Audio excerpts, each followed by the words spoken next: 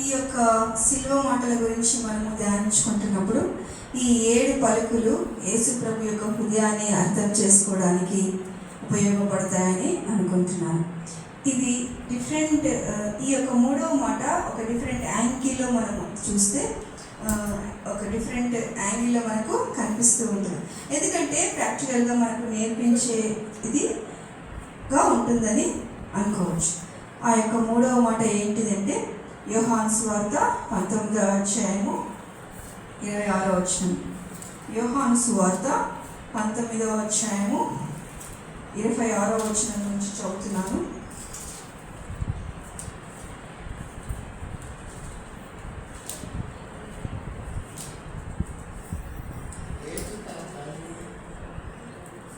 ఇరవై 23 నుంచి చదువుకుందాము.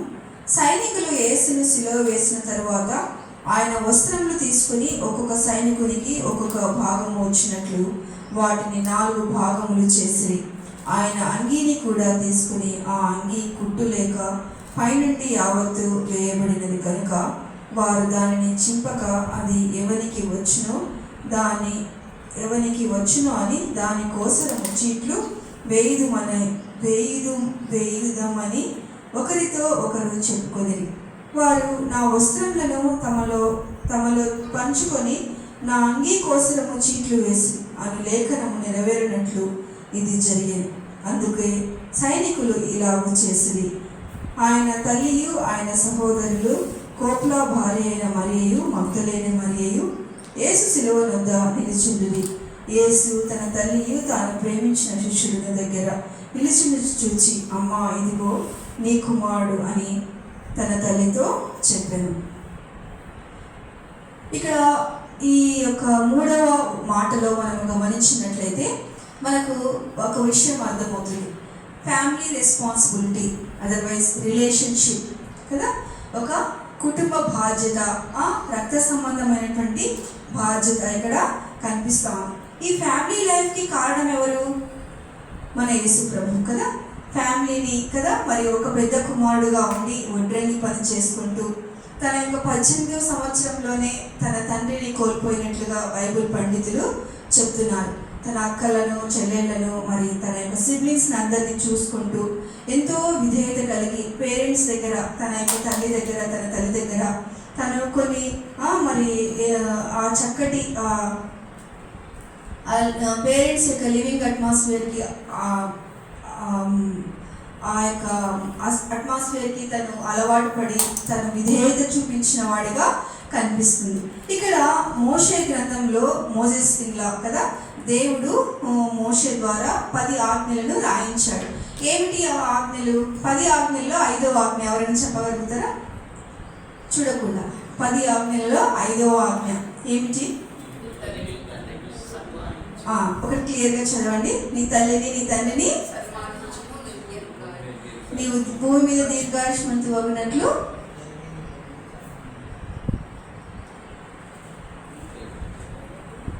చదవండి ఎవరన్నా దయచేసి.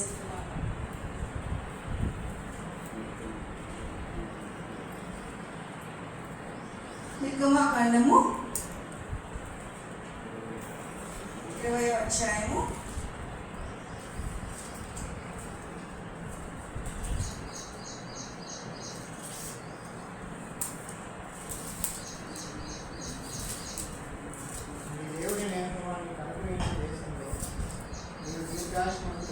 'నీ దేవుడైన యెహోవా నీకు అనుగ్రహించే దేశంలో నీవు దీర్ఘాయుష్మంతుడు అగునట్లు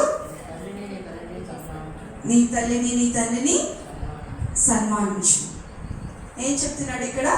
నీ తల్లిని నీ తండ్రిని సన్మానించుము అనేటువంటి మాట ఈ 3వ మాట ద్వారా మనకి కనిపిస్తుంది. నిజంగా యేసుక్రీస్తున్నటువంటి ఆ యొక్క విధేయతను మనం ఇక్కడ చూస్తున్నాం కదా. తను ఫ్యామిలీకి ఇచ్చేటువంటి ఇంపార్టెన్స్, పేరెంట్స్ని మరి ఆ యొక్క పేరెంట్స్ ఉన్నటువంటి ఆ యొక్క హోలీ రిలేషన్షిప్ని ఇక్కడ మనకు చూసుకోవచ్చు. ఎంతో బలమైనదిగా మరి మానవుడు ఇంటెలిజెంట్గా చాలా వీక్ అయి బలహీనుడు కాబట్టి అలాంటి పరిస్థితిలో మరి పేరెంట్స్ దగ్గర కొన్ని లెసన్స్ని మనము నేర్చుకోవాలి. పేరెంట్స్ దగ్గర నేర్చుకున్నటువంటి లెసన్స్ని మనకి అవి జీవితంలో ఉపయోగించుకోవడానికి దేవుడు సహాయం చేస్తాడు. అట్ ద సేమ్ టైం ఇక్కడ మరి యేసయ్య కూడా, యేసు ప్రభు వారు కూడా తన తల్లి దగ్గర, తన తండ్రి దగ్గర నేర్చుకున్నటువంటి ఆ యొక్క పాఠాలను బట్టి కదా, ఎంతో చక్కటి ఆ యొక్క కుటుంబ యొక్క బంధానికి, ఆ యొక్క కుటుంబంలో ఉన్నటువంటి ఆ యొక్క రిలేషన్ని బట్టి ఆయన ఇక్కడ ఏం మాట్లాడుతున్నాడు? అమ్మా ఇదిగో నీ కుమారుడు అని మాట్లాడుతున్నాడు. ఇక్కడ ఈ యొక్క మరి ఇంత అక్కడ ఆ యొక్క శిలువ మీద తను ఎంతగా బాధ అనుభవిస్తున్నాడు, ఎంతగా రోదన, ఆ యొక్క నొప్పిని, ఆ బాధని ఎవరు కూడా ఈ ప్రపంచంలో భరించిండరు. అంత నొప్పిలో కూడా, అంత బాధలో కూడా కదా కన్న తల్లిని మర్చిపోకుండా, ఎందుకంటే తన చిన్నప్పుడే తన తండ్రిని కోల్పోయాడు కదా. మరి ఆ యొక్క ఇంటి పెద్ద కుమారుడుగా తన రెస్పాన్సిబిలిటీ పర్సన్గా ఉండి తన యొక్క బాధ్యతను నిర్వర్తించేవాడుగా మర్చిపోకుండా అక్కడ ప్రభు చిత్తాన్ని నెరవేరుస్తున్నాడు. భూలోకమందు ఫిజికల్గా తన యొక్క తల్లి బాధ్యతను కూడా తను మర్చిపోకుండా నెరవేర్చేవాడిగా ఉంటున్నాడు. ఇలాంటి పరిస్థితిలో మరి యేసు ప్రభువు ఒక మాటని మనం గుర్తు చేసుకుందాం. లూకా సువార్త 2వ అధ్యాయము 51వ అధ్యాయము 52వ వచనం దయచేసి ఎవరైనా చదవండి. లూకా సువార్త 2వ అధ్యాయము 51, 52.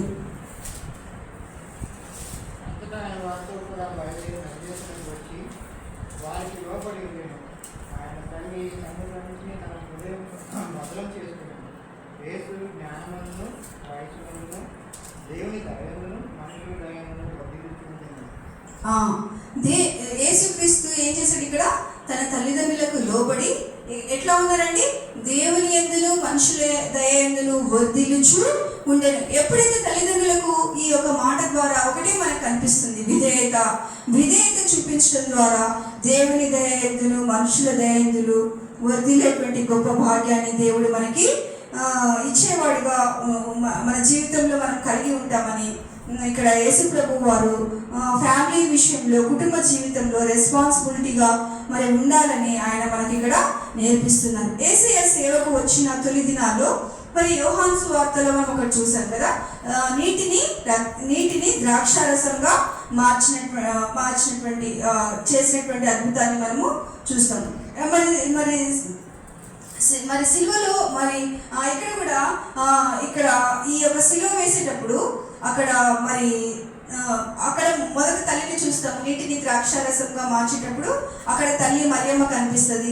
ఎట్ ద సేమ్ టైం ఇక్కడ సిలువ వేస్తున్నప్పుడు ఆ యొక్క స్త్రీల మధ్యలో అక్కడ చాలా కొద్ది మంది పురుషులు ఉంటారు, అనేక మంది స్త్రీలు కూడా ఉంటారని ఇక్కడ చూస్తున్నాం. ఆ యొక్క మరియా అనే తల్లిని ఈ సిలువ వేస్తున్నటువంటి సమయంలో మనం ఇక్కడ చూస్తున్నాం. ఏది ఏమైనప్పటికీ మరి పరిచర్యలో, దేవుని పరిచర్యలో కదా చాలా మటుకు దేవుని పరిచర్యలో కూడా ఎక్కువగా స్త్రీలని మనం చూస్తాం. లూకా సువార్త 8వ అధ్యాయము 3వ వచనము. లూకా సువార్త 8వ అధ్యాయము 3వ వచనము దయచేసి ఎవరైనా చదవండి.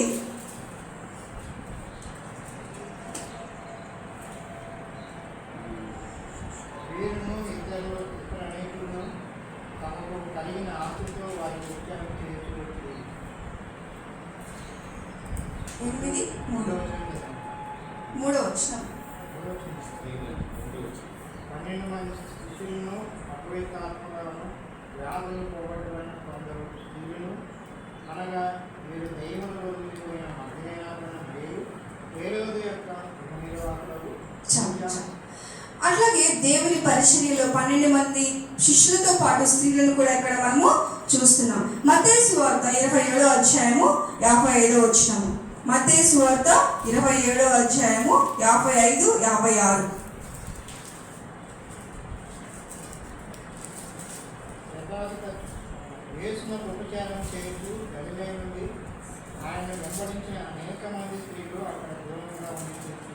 అనేక మంది స్త్రీలను ఇక్కడ చూచుచున్నాం. ఇక్కడ దేవుడిని, యేసు ప్రభు వారిని సిలువ వేస్తున్నటువంటి ఇక్కడ అనేక మంది స్త్రీలను ఇక్కడ మనము చూస్తున్నాం.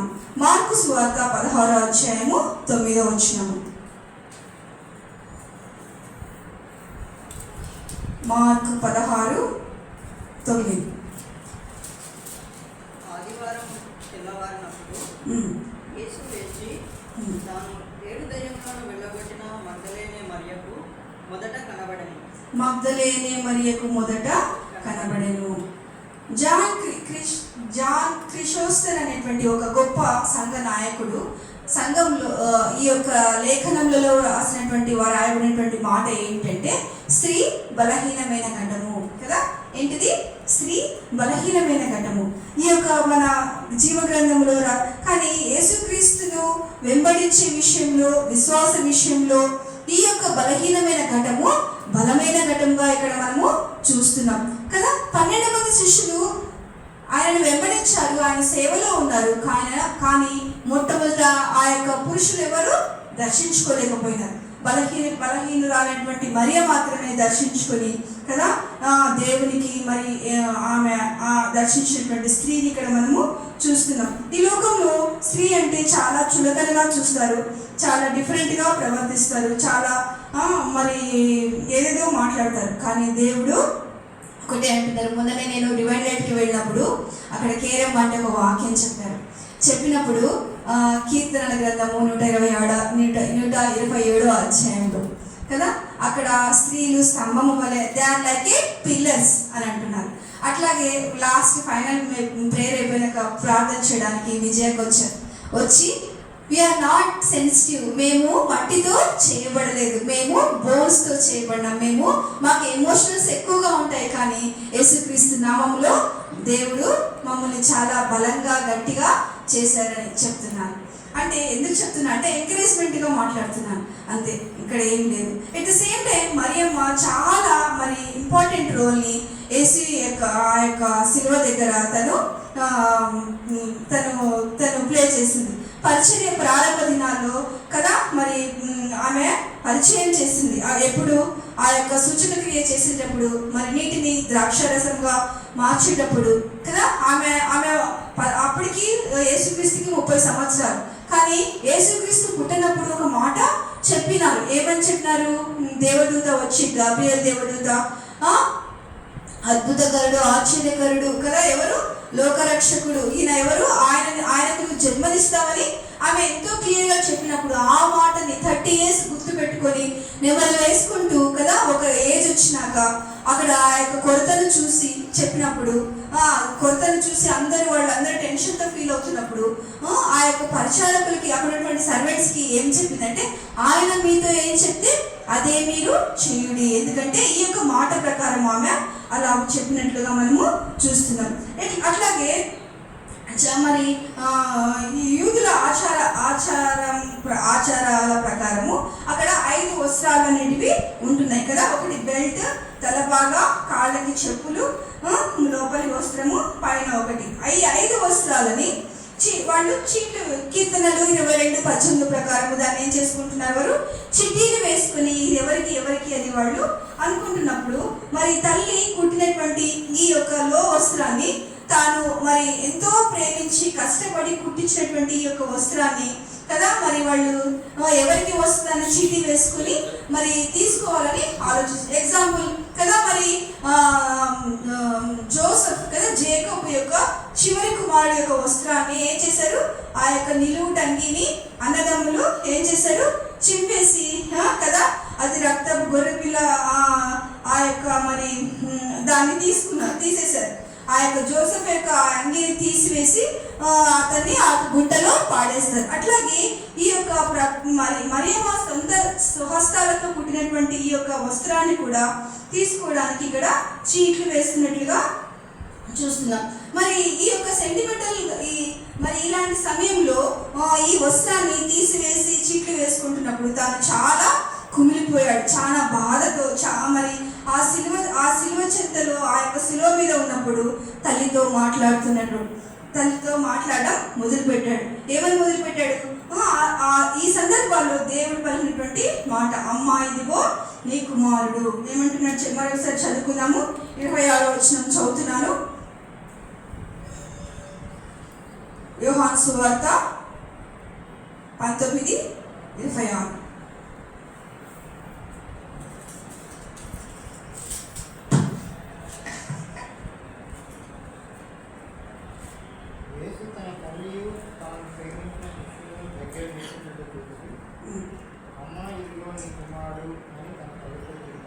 యేసు తన తల్లియు తాను ప్రేమించిన శిష్యుడు దగ్గర నిలిచినట్టు చూచి, అమ్మా ఇదిగో నీ ప్రియ కుమారుడు. ఎందుకు అప్పగించాడు? మరి తనకు అన్నదమ్ములు ఉన్నారు, అక్కచెల్లెలు ఉన్నారు, మరి ఎందుకు శిష్యుడికి ఎందుకు అప్పగించాడు? ఎందుకంటే వాళ్ళు అప్పటికి ఇంకా సాల్వేషన్, ఇంకా రక్షణ హార్మోన్స్ వాళ్ళు పొందలేదు కాబట్టి వాళ్ళకి ఆ యొక్క మరి ప్రియ శిష్యుడైనటువంటి యోహానికి అప్పగించడం మనం ఇక్కడ చూస్తున్నాం. మరి అయితే తనకు మరి ఆ శిలువ మీద ఉన్నప్పుడు తనకి ఏ సంబంధం లేదని, నాకు ఉన్నటువంటి బాధ నాకు చాలు, నేను పడుతున్న వేదన నాకు చాలు అని, నా తండ్రి పనిలో నేను ఉన్నానని చేతులు కడుక్కొని తల్లిని వదిలేయడం ఇక్కడ మనము చూడలేదు. కాబట్టి మరి మనము ఇంకొక విషయంలో ఈ యొక్క 3వ మాట ద్వారా దేవుడు మనకి సేవలో ఉంటున్నటువంటి మనందరికీ కదా, మనము డైరెక్ట్గా మనం సేవలో ఉన్నా లేక మరి ఇండైరెక్ట్గా సేవలో ఉన్నా మనకి 3 విషయాన్ని దేవుడు తెలియజేస్తున్నారు. ఒకటి కదా, మరి ఫస్ట్ కొంతమంది అంటారు, నాకు ఫస్ట్ దేవుని సేవనే ముఖ్యం, నాకు ఏ కుటుంబము ఏ భార్య ఏ పిల్లలైనా తర్వాత వాళ్ళంతా సెకండరీ అని అంటారు. కానీ ఇక్కడ ట్రయాంగిల్ అనేటువంటి 3 ప్లగ్గులైనటువంటి కనెక్షన్ ఉన్నటువంటి ఆ ప్లగ్ పిన్ ఉంటుంది కదా, ఆ ట్రయాంగిల్స్ లో ఆ 3 ప్లగ్గుల్లో కరెంట్ అనేది సరఫరా అవుతుంది. ఆ 3 ప్లగ్గులు, ఆ యొక్క 3 ప్లగ్గులకి కనెక్షన్ లేకపోతే ఆ యొక్క కరెంట్ అనేది సరఫరా అవ్వడం, ఏది డిస్కనెక్ట్ అయినా చాలా కష్టం, దానికి డిస్కనెక్ట్ అయిపోతుంది, తర్వాత అది ఏది కరెంట్ సప్లై అనేది కాదు.